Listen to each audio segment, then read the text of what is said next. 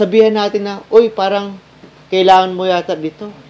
Itong mensahe ito ay para sa iyo, hindi para ikaw ibaba, kundi ikaw ay mapabuti para sa Panginoon.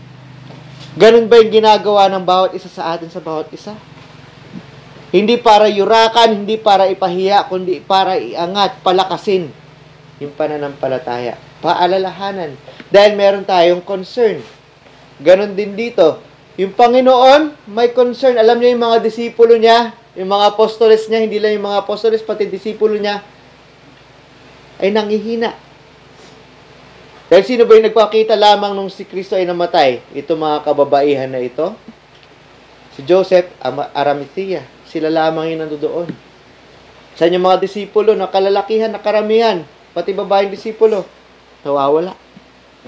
Diba? Pero dito with concern, sinabi ng Panginoon na sabihan niyo kanyang mga disipulo na ako'y buhay na magbuli.